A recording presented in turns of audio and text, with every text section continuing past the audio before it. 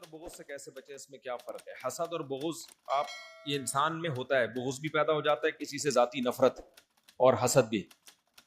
تو حسد کا علاج تو یہ ہے، یہ سوچنا چاہیے بھائی میرے جلنے سے اس کا ہوگا کچھ بھی نہیں، میں ہی جل جل کے کالا ہو جاؤں گا، اس کا کوئی نقصان نہیں ہے۔ نمبر 2، اللہ کی تقدیر۔ جو آدمی کسی کی نعمت کو دیکھ کے حسد کرتا ہے، اس کا مطلب وہ اللہ کی تقدیر پہ اعتراض۔ یہودی جو نبی پر ایمان نہیں لاتے تھے حسد اور جیلسی کی وجہ سے، کہ قریشیوں میں، عربیوں میں نبی کیوں آ گیا، نبی تو ہماری نسلوں میں آیا کرتے تھے، ہم ان کو کیوں مانے؟ تو اللہ نے کیا فرمایا؟ اہم یقسمون رحمت ربک، بھائی یہ میں فیصلہ کروں گا کس کو نبوت ملنی ہے کس کو نہیں ملنی۔ پھر اللہ نے مثال دی دولت کی، کہ دولت تمہاری مرضی پہ میں لوگوں کو نہیں دیتا، تم سمجھتے ہو کہ اس کے پاس دولت نہیں ہونی چاہیے، میں دے دیتا ہوں بہت زیادہ، تم کہتے ہو فلاں کے پاس ہونی چاہیے، اس کے پاس کھانے کو روٹی بھی نہیں ہوتی۔ تو جب دولت جو کم درجے کی چیز ہے وہ میری مرضی پہ ملتی ہے، تو نبوت تو بہت اعلیٰ چیز ہے، وہ تمہارے مشورے پہ تھوڑی کسی کو ملے گی۔ تو جس آدمی کو کسی میں نعمت دیکھ کے جلن پیدا ہوتی ہے، وہ اصل میں اعتراض کس پہ کر رہا ہوتا ہے؟ اللہ پہ، کہ اللہ مجھ سے مشورہ لے لینا چاہیے تھا معاذ اللہ کہ اس کو یہ نعمت ملنی چاہیے کہ نہیں۔ تو جس کو جو نعمت مل گئی، شہرت ہے، خوبصورتی ہے، دولت ہے، علم ہے، عزت ہے، کچھ بھی ہے، تو آپ بولو بھائی کس کی دین ہے؟ اللہ کی دین۔ یہ کتنی باتیں ہو گئی؟ 2 باتیں۔ تیسری بات یہ سوچ لینا چاہیے بھائی یہ عزت ہے، دولت ہے، شہرت ہے عارضی۔ اب دیکھو آپ چڈی بنیان میں گھوم رہے تھے، دھوتی بنیان میں، آپ کے دوست 3 پیس سوٹ اور ٹائی میں گھوم رہا ہے، بڑا زبردست، آپ کو تھوڑی دیر کے لیے حسد ہوگا، یار یہ کیا ہے۔ لیکن اگر پتا چل جائے کہ یہ غفار بھائی نے اس کو تھوڑی دیر کے لیے پہننے کے لیے دی ہے، تھوڑی دیر میں غفار بھائی اس سے سوٹ بھی لے لیں گے، ٹائی بھی لے لیں گے، پینٹ بھی لے لیں گے، اور وہی دھوتی بنیان میں ہی گھومے گا، اب حسد ہوگا آپ کو؟ نہیں ہوگا نا، ابے بھیک میں ملی ہوئی ہے، تھوڑی دیر کے لیے کسی نے دیا ہوا ہے۔ تو یہ سوچا کرو، غریب آدمی کو چاہیے یہ سوچا کرے جس کے پاس دولت ہے، ابے تھوڑے دن کی کہانی ہے، یہ بھی پھٹے پہ لیٹا ہوا ہوگا، ہم بھی پھٹے پہ لیٹے ہوئے ہوں گے، یہ بھی قبر کے اندر ہوگا، ہم بھی قبر کے اندر، جتنے کیڑے ہماری لاش پہ، اس پہ کم بخت پہ اس سے زیادہ ہی کیڑے ہوں گے، کم نہیں ہوں گے، کیونکہ زیادہ کھایا ہے اس نے۔ دولت مند آدمی جو پھوڑتا پھاڑتا ہے نا پیزے ویزے بہت، تو اس میں کیڑے جلدی بھی آتے ہیں اور زیادہ بھی، کیڑے زیادہ انجوائے کرتے ہیں پیزے والے کی لاش کو، غریب کے پاس پیزے کے پیسے نہیں ہوتے۔ تو اس لیے یہ سوچ کے صبر کیا کرو بھائی کہاں پہنچ جائے، اتنی عزت کی بلندیوں پر، شہرت کی بلندیوں پر، دولت کی بلندی پر، لیٹنا پھٹے پہ ہی ہے، غسل کے جہاں غسل دیا جائے گا، اور پھر قبرستان کے اندر۔ تو تھوڑے دن کی نعمتیں کسی کو مل گئیں، اس پہ جیلسی، یہ کیوں، تو اپنی بے وقوفی کی بات سمجھتے۔ اور ایک اور علاج اس کا یہ ہے کہ جس سے حسد ہونا اس کے لیے دعا کیا کرو، اے اللہ اس کو اور دے۔ تکلیف تو بہت ہوگی یہ دعا مانگتے ہوئے، بہت غصہ آئے گا کہ یار میں پہلے ہی کہہ رہا ہوں اس کو اتنی بڑی گاڑی مل گئی، میرے پاس رکشا ہے، ریڈی ہے، یہ میرا دوست تھا اور آج گاڑیوں میں گھوم رہا ہے۔ تو دعا کیا کرو، اے اللہ اس کو اس جیسی ایک اور گاڑی اور دے۔ جب کسی کی تیسری شادی کا سنو، اے اللہ چوتھی بھی کرا دے اس کو، کیونکہ بہت لوگ اس سے بھی تپرے ہوتے ہیں کہ ہماری ایک نہیں ہو رہی، یہاں لوگ کرتے چلے جا رہے ہیں، ٹھیک ہے۔ تو جس کے لیے دل میں حسد کے جذبات ہوں اس کے لیے دعا کرنی چاہیے، اے اللہ اس کو اور دے۔ تو تھوڑی دل میں تکلیف تو ہوگی، دل تو چاہ رہا ہوگا اللہ تباہ کر دے، اس کو بیڑا ہی غرق کر دے، لیکن آپ نے کیا کرنا ہے؟ دعا، اے اللہ اس کو اور دے۔ اس دعا سے کیا ہوگا؟ دل ٹھیک ہونا شروع ہو جائے گا۔ کہتے ہیں کہ آئینہ بنتا ہے رگڑے لاکھ جب کھاتا ہے دل، کچھ نہ پوچھو دل بڑی مشکل سے بن پاتا۔ دل پہ جب رگڑے لگتے ہیں تو چمکتا ہے، تو رگڑے لیں گے۔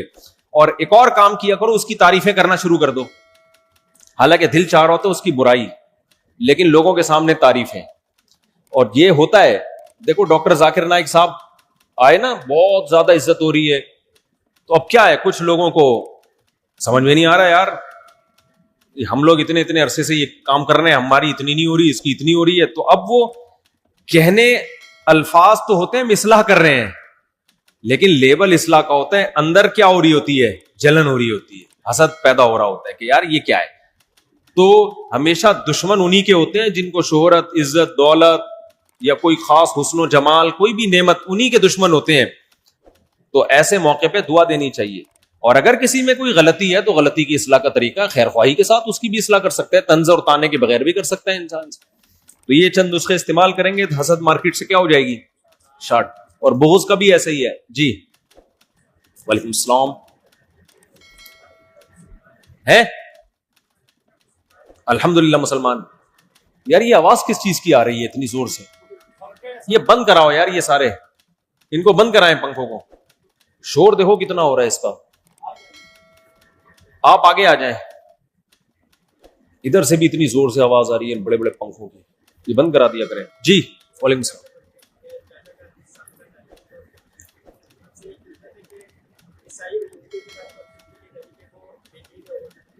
ہاں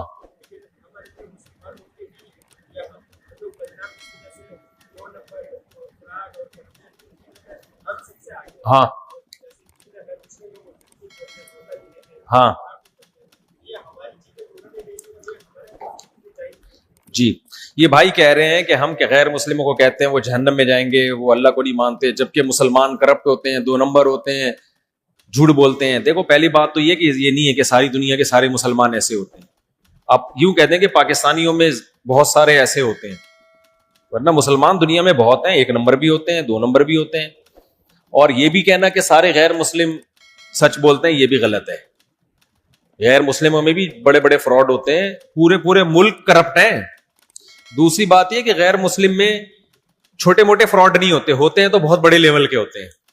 مجھے یاد ہے ایک دفعہ ہمارے محلے میں ایک بندے نے مجھ سے 7,000 روپے لیے, واپس ہی نہیں کر رہا تھا. میں نے کہا یار لے کے بھاگ نہ جائے. میں نے مانگے, کہہ رہا یار میں یہ 7-8 ہزار کے فراڈ نہیں کرتا, میں جب کرتا ہوں تو کروڑوں کے کرتا ہوں.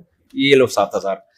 تو غیر مسلم کو اگر اصل چہرہ دیکھنا ہے نا تو ان کی بین الاقوامی پالیسیاں دیکھا کرو. یہ چپلیں چوری نہیں کرتے ہماری طرح مسجدوں سے, یہ پورے ملکوں پہ اٹیک کر کے سونے کی کانیں چوری کرتے ہیں وہاں سے. سمجھتے ہو؟ یہ ہمارے طرح غریب, یہ غریبوں کے مسئلے ہیں. کنڈا لگا لیا اور اس پہ جوسر مشین چلا رہا ہے. ہم لوگ کس طرح کے چور ہیں؟ یہ ہم لوگ بہت غریبوں والی چوری ہے ہماری. یہ بہت چھوٹی چھوٹی, اس پہ یہی ہماری چوری ہے نا. کنڈا لگا لیا, ادھر سے چپل لے کے بھاگ گیا, ادھر گٹکے ہاتھ آ رہا یوں کر لیا. ہمارے نشے بھی یہی ہیں, گٹکے مٹکے, اس سے زیادہ آگے نہیں. کچھ لوگ ہیں لاکھوں میں ایک جو ہیروئن پیتے ہیں, اللہ ان کی مغفرت فرمائے. تو خیر, لیکن جو غیر مسلموں کا جب پورا چہرہ آپ کو نظر آئے گا نا تو یہ بڑے بڑے گیم کھیلتے ہیں. دیکھو میں افریقہ کے کتنے ملکوں میں جا چکا ہوں. سونا ہیرا ان ملکوں میں پیدا ہوتا ہے, گولڈ اور ڈائمنڈ. ان ملکوں کو تو ارب پتی ہونا چاہیے. ابھی میں زیمبیا گیا ہوں, کچرا کنڈی جگہ جگہ, لوگوں کے پاس پہننے کے, یعنی کئی ایسے علاقے غریب نظر آئے, پورے کپڑے نہیں پہننے کے. اتنی غربت. نکلتا کیا ہے؟ گولڈ. صحیح ہے نا, ڈائمنڈ. ابے اتنا ڈائمنڈ نکل رہا ہے تمہارے ملک سے, اتنا گولڈ نکل رہا ہے, غریب کیوں ہو؟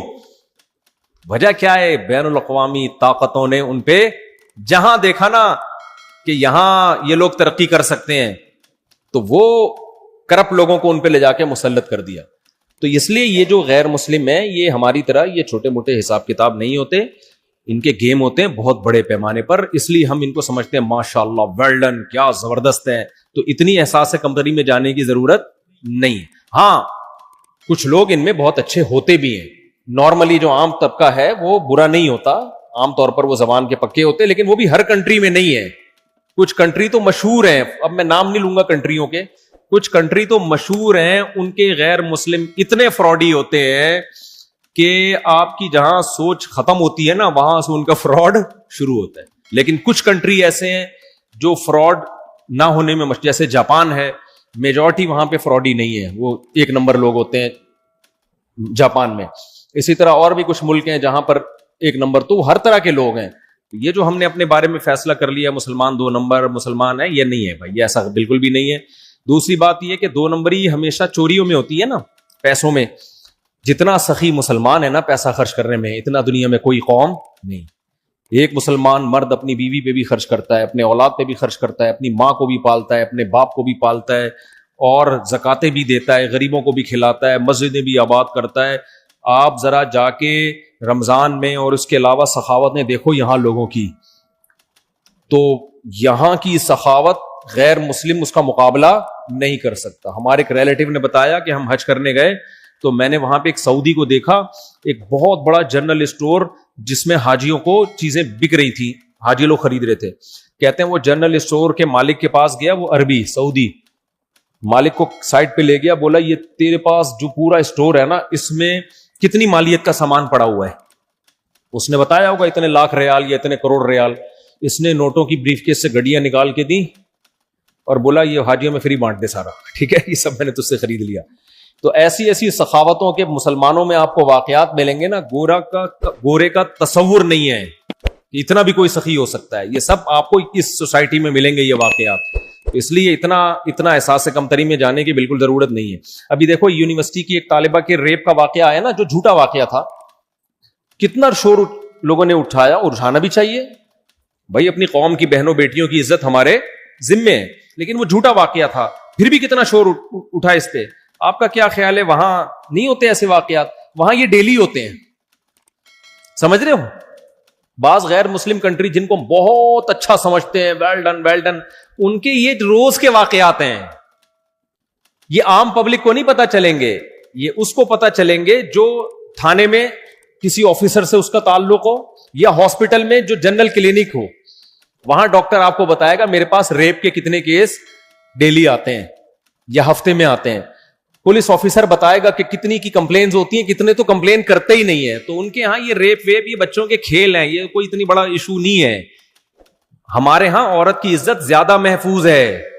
ابھی دیکھو ایک کنٹری ہے, ہمارے ایک دوست نے, بڑا مشہور ملک, ترقی یافتہ کنٹری ہے, وہ لوگ بڑی تعریفیں کرتے ہیں, بڑے اچھے ہوتے ہیں. وہاں مجھے ہمارے ایک دوست نے اپنی آنکھوں دیکھا واقعہ سنا ہے کہ ایک 16 سالہ لڑکی کو کوئی ریپ کر رہا تھا غیر مسلم, اس کے پیچھے بھاگ رہا تھا اس کو پکڑنے. وہ چیخ رہی تھی, کہتے ہیں میں بند کمرے میں نماز پڑھ رہا ہوں تو مجھے شور کی آواز آئی. میں نے, وہ پیٹرول پمپ ہے نا, تو میں نے جب دیکھا تو ایک 16 سال کی ایک انگریز تھی, اس کے پیچھے کوئی بھاگ رہا تھا.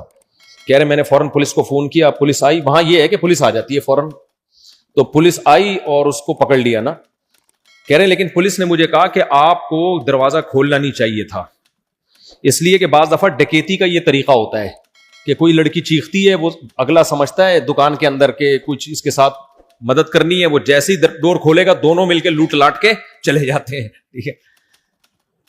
تو مجھے اتنا ترس آیا اس بچی پہ کہ دیکھو اس کا کوئی باپ نہیں ہے, اس کا کوئی بھائی نہیں ہے, وہ تو پولیس آ گئی تو لے گئی, نہیں تو کیا ہوتا, ٹھیک ہے کیمروں سے بندہ پکڑا جاتا, زیادہ سے زیادہ کچھ سزا مل جاتی, جیل سے نکل کے پھر یہ کام کر رہا ہوتا. 16 سالہ لڑکی, اس کا باپ کہاں ہے بھائی, اس کا بھائی کہاں ہے؟